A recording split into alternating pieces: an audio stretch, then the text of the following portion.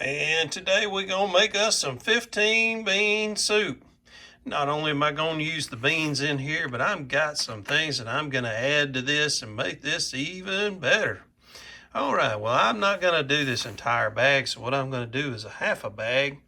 So I'm going to open the bag up, get that half a bag, take a half a bag, pour it into a container like this. This is probably about a 3-quart container, something like that, maybe 2. Anyway, I poured the beans in here, let them soak for probably about 2 hours, and I filled the water level up pretty high in here. Basically what you want to do is just kind of wash the beans off. You want them to soak for a little while in here and make sure they wash all the dirt off of them or whatever.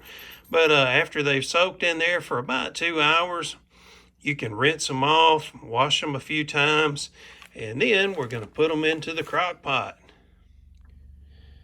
So I took me some of these baby carrots and I sliced them up into smaller pieces. And man, those are going to be good in that soup. So I got my beans and got my carrots into the crock pot. And what I did is I turned it on high for about 30 minutes, maybe 45. Let it get pretty warm in there. And I'm going to let this go for about, probably 2 hours. And then I'm going to add a few more things and make this even better. But you don't want to add everything right from the start, because if you do, it may change some of the textures of some of the items you're adding to it. So let me show you what I'm adding to it next. Well, I love some onion, so what I'm going to do is take this onion here and dice it up and put it into this chopper and chop that thing up into some small pieces and add that to the soup. Ooh, man, you got some good stuff. Well, as I said, this has been cooking for about 2 hours. Started off on high and let that get to a good warm boil type going. Then I turned it down to low, and I'll scrape all these onions off and get them in here. And the reason I wanted to put the onions in a little later is I wanted the onions to have some texture. If you put the onions in here at the start, it'll pretty much melt those onions and you get more of an onion soup flavor as opposed to having a crunch of the onion itself. So it depends on which way you want to go, but to me it's a safe bet to put the onions in here about 2 hours into your cooking time. So I got me a spoonful out and wanted to try it. It's been in there for about 5 hours now, and just taking the fork and testing everything felt real soft. And so I felt like it was probably getting pretty close to being done. So what I did is I took me a couple of bites and tried it out. And sure enough, man, this stuff is great. So now I feel like I'm down to the last hour. So let me show you what I'm doing now.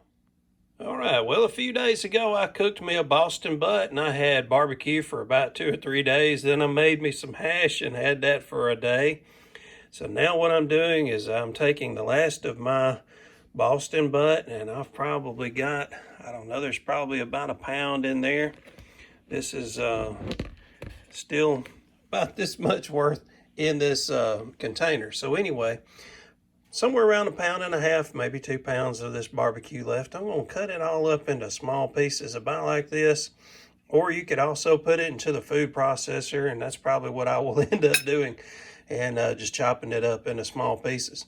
So I will add this to the 15 bean soup and let that cook in there for about an hour. And man, I should be ready to eat this stuff. And you can see that I have plenty of barbecue meat to put in here, Boston butt, pork, whatever you want to call it. But what I like about this is it's now like in a very fine texture. So as I put this into the soup, it's really going to break up nicely in there, and you'll be able to get a little bit with every bite. But it won't overpower, but it will definitely flavor. As I said earlier, I don't like to use a lot of salt and seasoning, that sort of thing. I like to flavor my food with other foods. The one thing that I do wish that I had is I wish I had a bell pepper. I'd love to have had a diced bell pepper to put in there when I put the onion in there earlier. Got the meat in it, and as I ground up the meat, you see all the flavors that it left throughout. I like mine just a little bit watery. Of course, these carrots are nice and soft. Man, that is good stuff.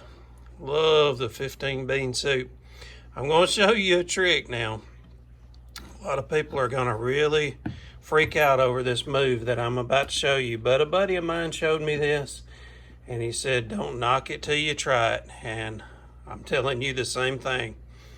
If you don't like mayonnaise, you might want to go ahead and stop the video now.